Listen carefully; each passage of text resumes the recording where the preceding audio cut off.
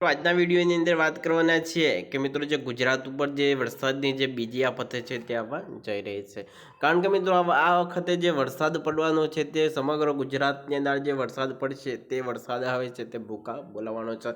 કારણ કે મિત્રો જે બંગાળની ખાડીમાં છે તે મિત્રો જોરદાર લો પ્રેશર સિસ્ટમ છે તે અત્યારે બનવા જઈ રહી છે. કારણ કે મિત્રો જે બંગાળની ખાડીની અંદર વધુ મજબૂત આ સિસ્ટમ છે તે બનવા જઈ રહી તે સિસ્ટમ છે તે કઈ તારીખ બનવાની છે તેની સંપૂર્ણ માહિતી આપું તો મિત્રો આજે છે મિત્રો જે 9 તારીખ આજે છે બરોબર. અને મિત્રો જે બંગાળની ખાડીની અંદર જે સિસ્ટમ બનવાની છે તે મિત્રો જે 12 તારીખથી લઈ 13 તારીખ સુધીની અંદર જે તે બંગાળની ખાડીની અંદર આ સિસ્ટમ મજબૂત સિસ્ટમ છે તે બનવાની છે. સંપૂર્ણ વાત કરીએ તો મિત્રો આ સિસ્ટમ છે તે આગળ કઈ રીતે વધવાની છે ને વધુ અસરો તેને કયા વિસ્તારોની અંદર તેની વધુ અસરો છે તે આપણને જોવા મળવાની છે.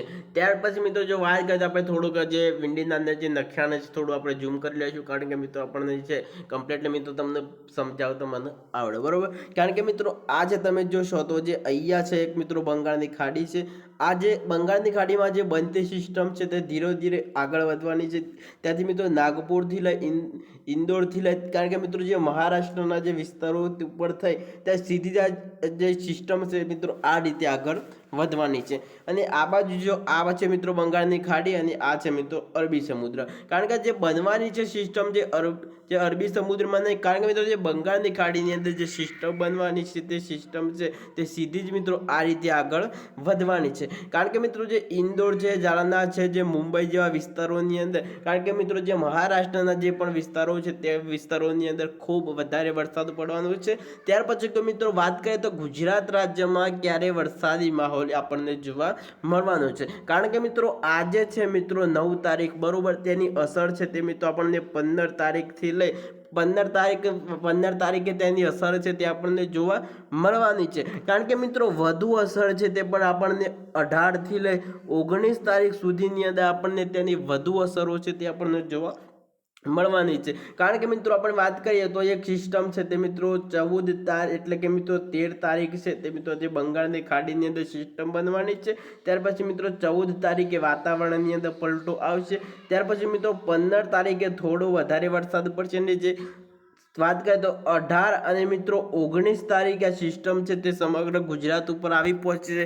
વાત કરીએ તો આ સિસ્ટમ છે મિત્રો પલટો પણ કરી શકે છે. હાલના જે વિન્ડીના માધ્યમથી સમજ્યો કે જે હવામાન વિભાગે આગાહી કરી છે કે જે સિસ્ટમ છે તે મિત્રો અહીંયાથી લઈ તે આ તરફ આગળ વધવાની છે. કારણ કે મિત્રો આ સીધી અસર છે મિત્રો રાજસ્થાન ઉપર પણ જઈ શકે છે, સીધી જ મિત્રો અહીંયા જે પાકિસ્તાન ઉપર પણ જઈ શકે છે. કારણ કે મિત્રો જો સિસ્ટમ છે તે મિત્રો આથી પસાર થશે તો ગુજરાતને તેની થોડી ઘણી અસર છે તે થવાની છે. કારણ કે આ સિસ્ટમ છે મિત્રો અહીંયાથી પણ આગળ વધી શકે છે. તમને જો વાત કરું તમને કમ્પ્લીટલી તમે જુઓ કે અહીંયા સિસ્ટમ બની રહી છે જે બંગાળની ખાડી છે બરોબર.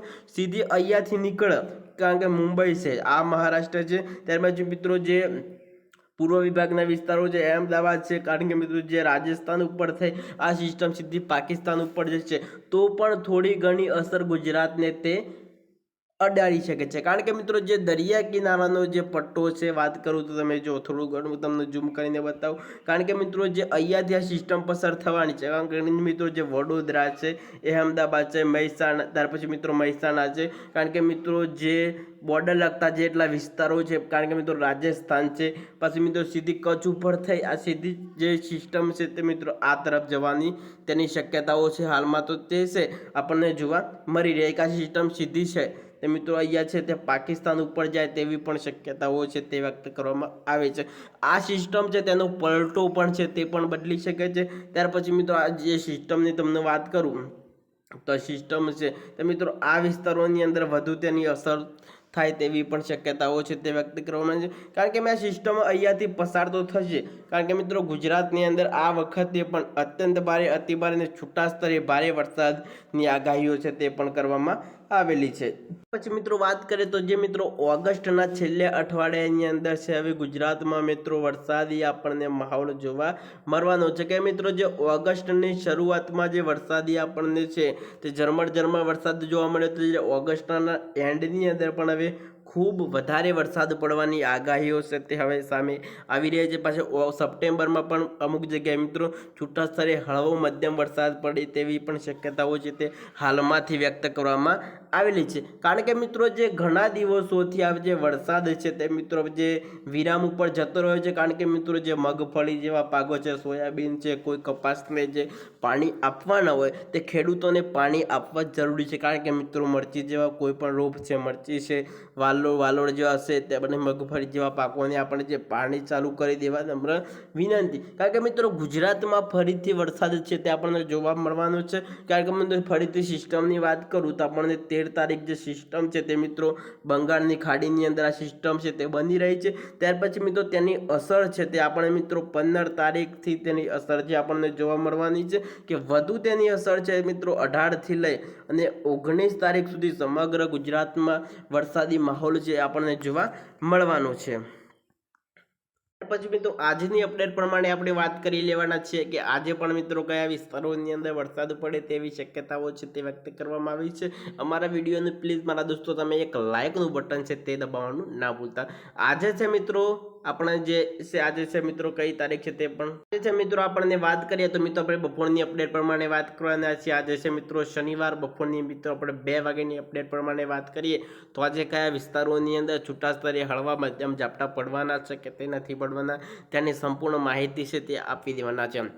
કારણ કે તમે જોશો તો મિત્રો ભારતભરમાં વરસાદ આપણને કેવો જોવા મળે છે કે આજ મિત્રો જે કોબરાના જે વિસ્તારો છે, ધનબાદના જે વિસ્તારો છે, ત્યાર પછી મિત્રો આ જે તમને જેટલો પણ મિત્રો તમને જે વાદળી ભાગ દેખાય છે તે વિસ્તારોની અંદર આજે વરસાદ છે આપણને ચાલુ જોવા મળી રહ્યો છે. ત્યાર પછી તમે જોશો તો આ વિસ્તારોની અંદર પણ આજે વરસાદ જે મિત્રો સવારથી આપણને જોવા મળી રહ્યો છે. કારણ કે મિત્રો જો તમે આ વિસ્તાર જે ફૌજબાદના કેટલાક વિસ્તારો છે, ત્યાર પછી મિત્રો આ તમે જુઓ જે શિમલાના વિસ્તારો છે, દિલ્હીના વિસ્તારો ત્યાં આજે મિત્રો સવારથી જ આપણને વરસાદ જોવા મળી રહ્યો છે. કારણ કે મિત્રો આજે ગુજરાતમાં આપણને વરસાદ કેવો જોવા મળવાનો છે બપોરની 2 વાગ્યાની અપડેટ પ્રમાણે વાત કરી દઈએ મારા વાલીડાઓ.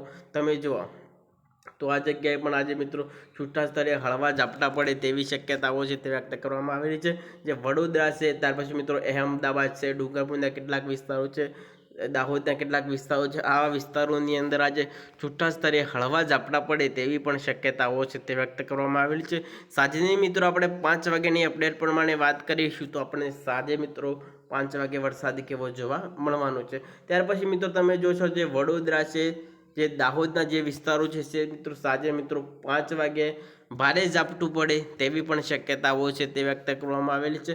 કારણ કે મિત્રો આ વિસ્તારોની અંદર વરસાદ ચાલુ છે તેના લીધે જે વડોદરા છે, દાહોદ છે, રતલામ જેવા વિસ્તારોની અંદર તેની હળવી આપણને અસર થાય તેવી પણ શક્યતાઓ છે તે વ્યક્ત કરવામાં આવેલી છે. કોઈ ગુજરાતમાં અત્યારે મિત્રો ભારે, અતિભારે કે અત્યંત ભારે વરસાદની કોઈ પણ આગાહી છે તે નથી કરવામાં આવેલી.